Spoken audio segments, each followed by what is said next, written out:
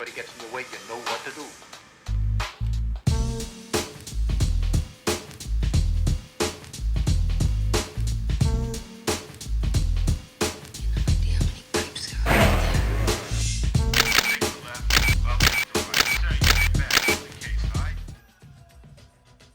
Grand Theft Auto for the PlayStation is a 1997 port of an MS-DOS game by DMA Design Interactive.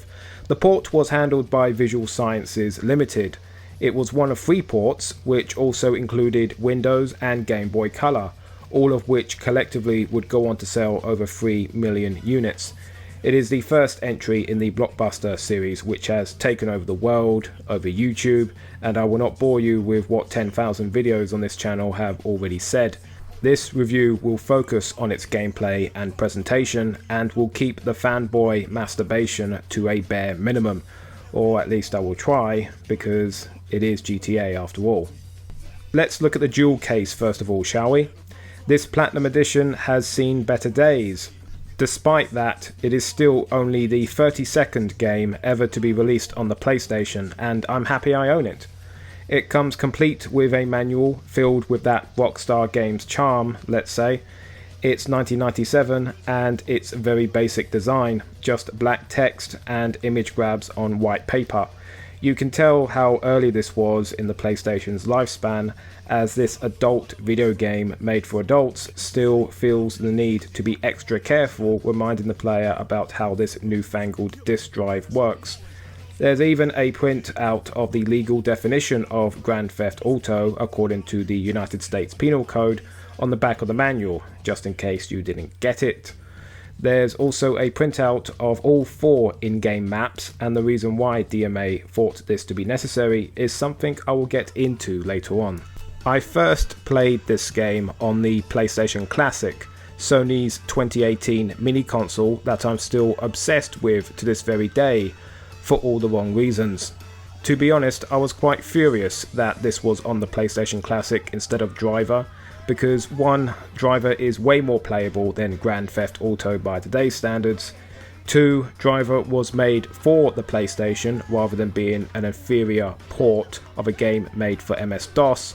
And thirdly, you could actually get the vastly superior PC version for free on Rockstar's website. Grand Theft Auto feels exactly like a first try from DMA, a proof of concept that features many ill-thought or poorly aged design choices, depending on your perspective. 3 particularly bad mechanics stand out: the camera, the navigation, and the save states. Those bloody save states. Firstly, I'd like to talk about the camera. The first thing that hit me like a brick in the face and suggested that I should cut my losses now. Nothing wrong with the top-down perspective, mind you, but rather its obnoxious auto-zoom that was clearly a design choice made for cosmetic purposes rather than anything practical. For reasons that are probably exclusive knowledge to the dev team, the scrolling is not synced up with the vehicle's acceleration. Simply put, whenever you accelerate in a car, the camera zooms out and drifts slightly forward to give a better view of what's coming ahead. It's a nice idea, but the end result is almost a nausea-inducing amount of shaky cam, which ends up disorientating you more than anything. And also, I swear the camera is also more tighter here than it is in the DOS version, possibly as a way to compensate for the PlayStation's infamous draw distance capabilities, or lack thereof. Like I mentioned, I think that this was a cosmetic choice over anything else, because the canon excuse for the top-down camera, as the manual states, is that the player's perspective is coming from the DMA news chopper, so maybe it was their way of simulating how footage captured from a news helicopter is always zooming in and out. Again, neat idea if that was the intent, but it completely ruins the gameplay experience nonetheless. Second of all is the navigation mechanics, or lack thereof. This one's not as egregious, as we all know that video games before the turn of the century were made as hard as balls, usually as a shortcut to increase the game's playtime. You combine this development philosophy with the limited perspective and complex map design of Grand Theft Auto, and what you get is just one arrow pointing where the crow flies on a map which often leads you into a dead end, or the fucking river. Memorizing the map can help, but it's definitely a chore, especially since most of the map looks the exact same. However, all of this wouldn't be as near as frustrating if there was one design choice that even trumps the drunk cam and aimless arrow in terms of bullshit, leaving the late 90s gameplay mechanics, and that's the unacceptable frugality in which Grand Theft Auto hands out save points.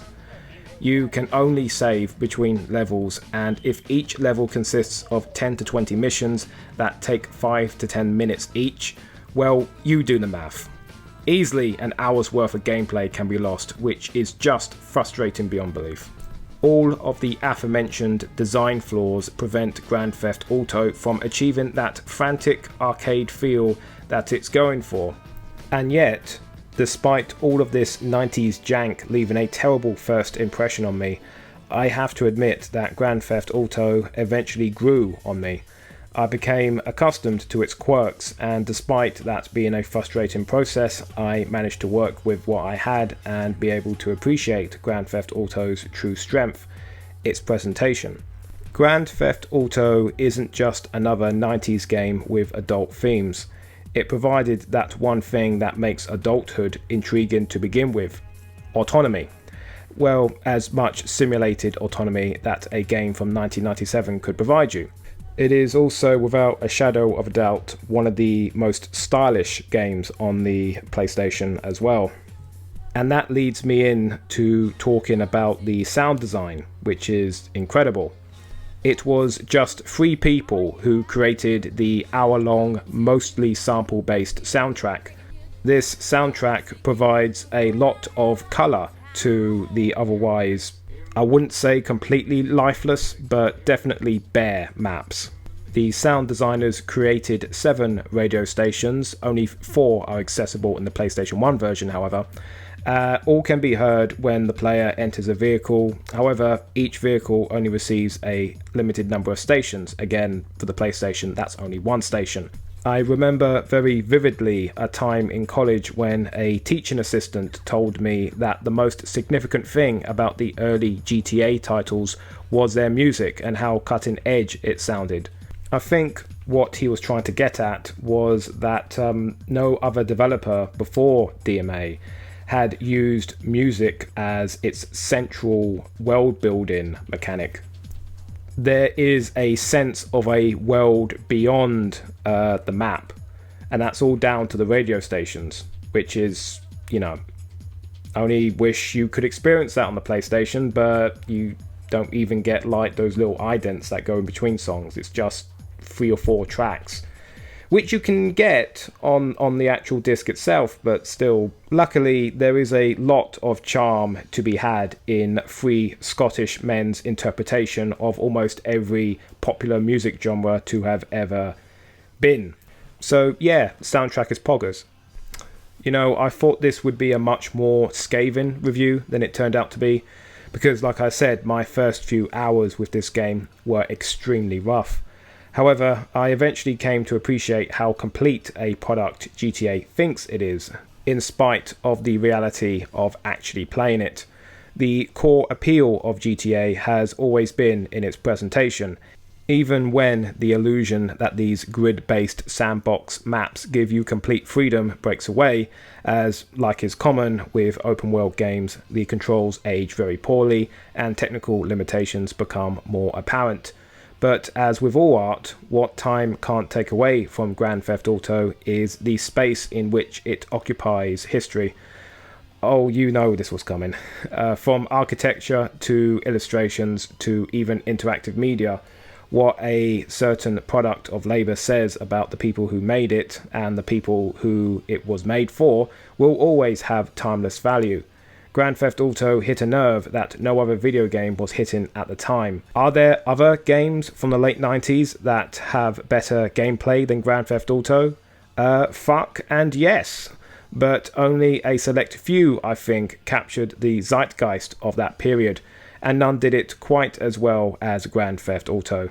The promise of complete freedom that GTA offers is given with shallow delivery, but it was done with utmost sincerity, something which its sequel undoubtedly proves.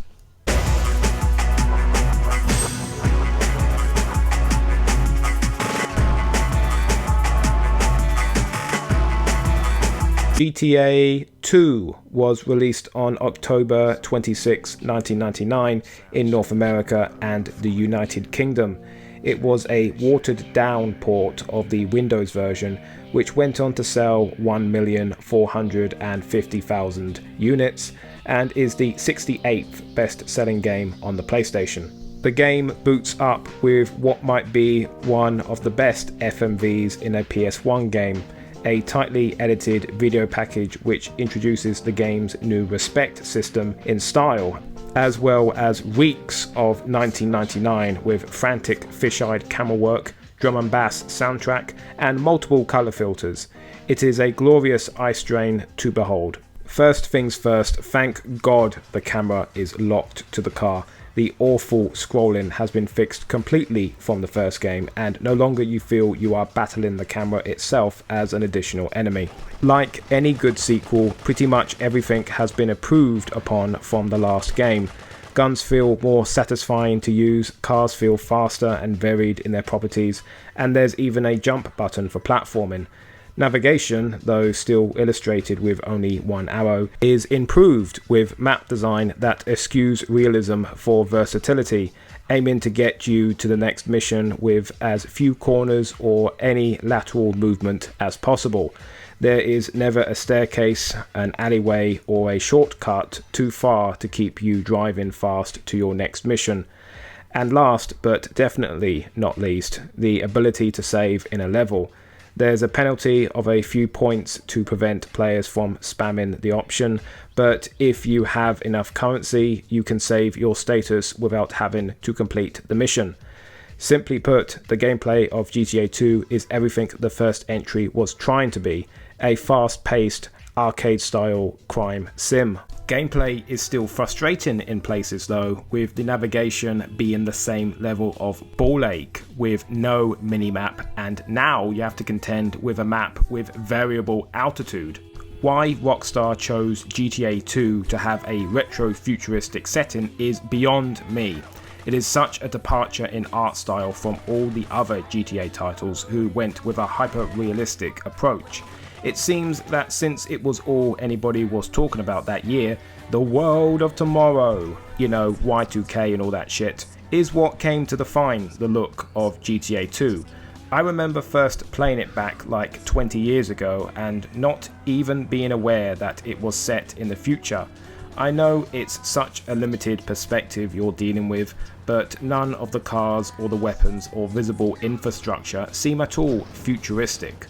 The music also reflects this a bit with some misguided attempt at a Japanese radio station, which only further illustrates the awkward Orientalism that pops up occasionally in GTA 2's presentation. The gang cars with the symbols on the roof was the only thing that seemed remotely futuristic to me, but I think it was out of expediency that they were there rather than any stylistic reason. In my opinion, GTA 2 has the weakest presentation of any game in the series because of its haphazard approach to world building. The Respecta system is what defines GTA 2, as even though it appears in several other GTAs afterwards, it is in a truncated form and in no way as central to the gameplay as it is here. 3 bars are anchored in the top left of the screen, illustrating where you stand with the 3 gangs operating in whatever level you are in.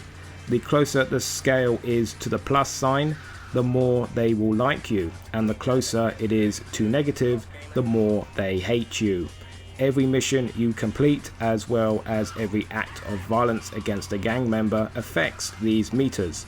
The goal is to keep everyone on good terms as much as possible in order to progress, as not one single gang has enough missions for you to progress. It adds a level of strategy to the gameplay, but also a degree of frustration, especially as it is not clear how good you have to be with a certain gang in order to work for them.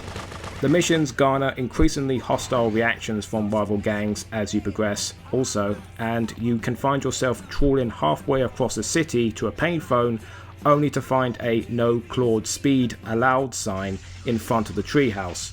Again, it's Rockstar's ambition getting the better of them, working backwards from a good idea instead of working with the hardware limitations of the time and compromising in the name of playability. But I guess image is perception and all that crap to a lot of people, and Rockstar, until recently that is, had the best of any company in the industry and could do no wrong. Concluding with the respect system, let's just say it's an interesting idea that is marred by GTA 2's navigation issues, like everything else in this game. GTA 1 and 2 have not aged well, I have to say. Maybe they play better on PC, and just going by playthroughs on YouTube, I can see that the PS1 ports are nowhere near as colourful looking and also feature way less music and have worse draw distance. But even if they were one-to-one ports of the PC version, the top-down perspective and lack of any in-game map means that these two games would be frustrating to play nonetheless. The amount of dead ends you'll run into will be innumerable unless you play these games religiously for hours on end, and God forbid you encounter a timed mission. This, plus the awkward controls and aforementioned presentation issues, mean that either you had to be there or wish you were there to make these two proofs of concept worth the time needed to play properly. Having said all that, I would still recommend them for their historical significance and their at times hysterically desperate attempts to be edgy and cool, but then again I could be describing the entire 90s there. High concept presentation or intuitive gameplay. GTA 1 and 2 will be your Rorschach test as to which you value more in your video games. Thank you for watching, please like, comment and subscribe, and goodbye.